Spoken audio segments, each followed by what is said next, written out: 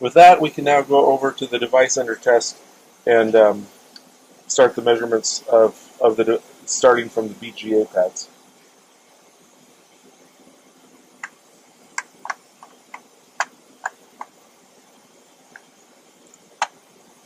I'm going to lift the probe. I'm actually going to lift it quite a ways so I don't break the probes as I move it over to the board under test. So I'm going to take it all the way up.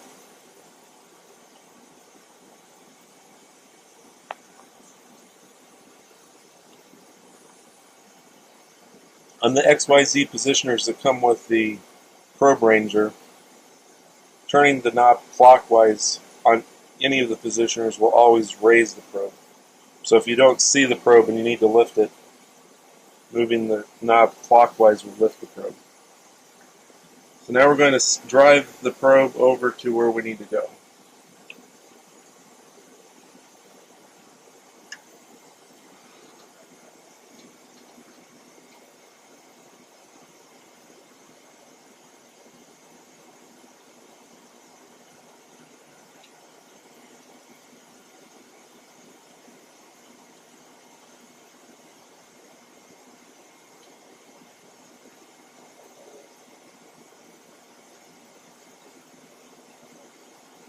I get the horizontal mostly lined up, and then I tighten the carriages so that the sliding rail doesn't move on me anymore. And then I'm going to use, again, just by visually aligning the probe with the pads that I'm going for on the XYZ stage, then I'll tighten the carriage on the XYZ stage so it doesn't move on me anymore.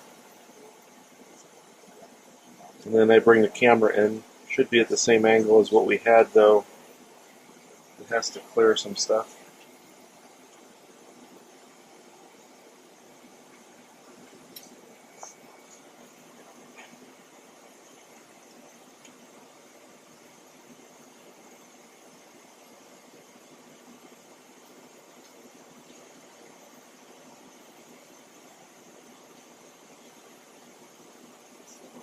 So here's the probe coming into the picture as I lower it. My target are these pads in this corner of the device under test. What we're trying to do is we're actually going to characterize the line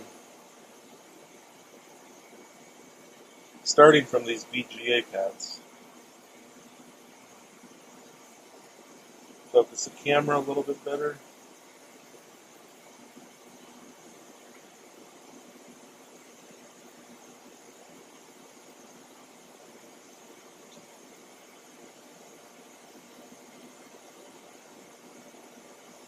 And that visually looks like I'm lined up pretty well. Again, I'm going to use the TDR mode to be able to make sure that I'm going to make electrical contact.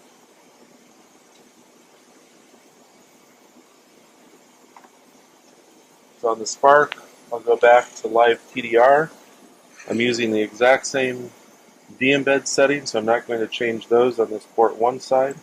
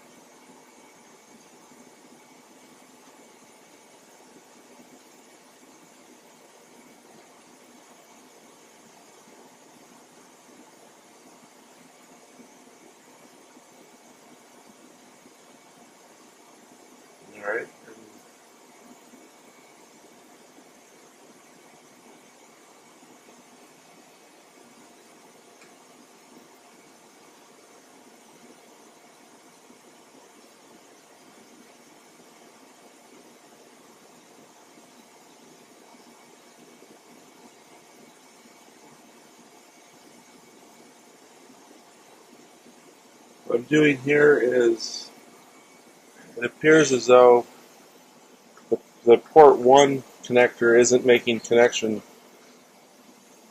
which means that something's holding it up. So I've tilted the probe a little bit so that I can try to get the port 1 tip to dig in a little bit first.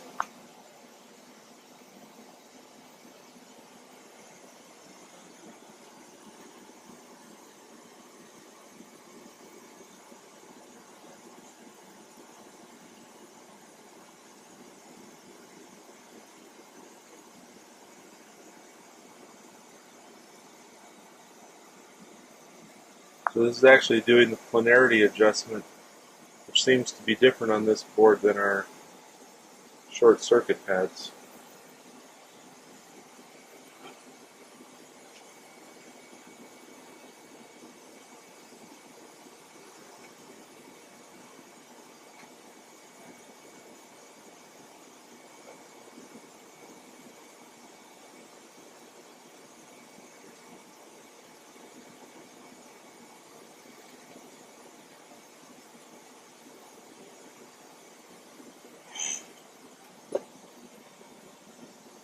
There we go.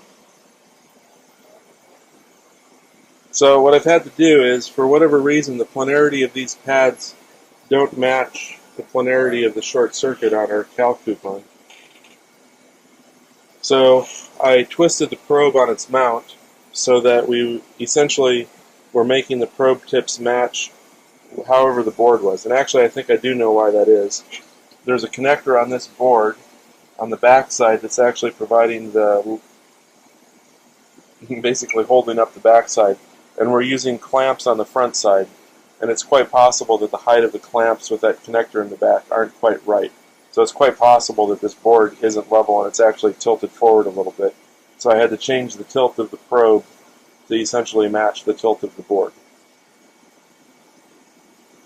Okay, so that's kind of the setup. I don't like the fact that I'm off-center on those BGA pads, so I'm going to lift it back up and then move back more towards the center of the BGA pads.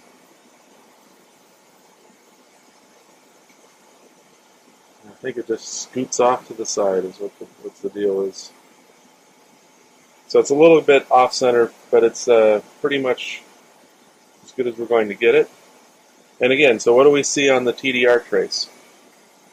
We see ultimately an open circuit because the far end is still open circuited. So the TDR sends a signal and the SPARQ goes into the blue cables, hits our probe and sees the device under test, and at the far end sees open circuit. Some of the signal is going to couple, since it's a differential system, so some of the signal couples into port 2. So there's a little bit of a blip, at least through the period of the device under test, as some of that energy couples over onto the negative line. So with that, we have a good electrical contact. We've visualized it, and so now we can do a measurement. It's going to be the measurement of the transmission line that we're trying to characterize, but without anything terminating the far end.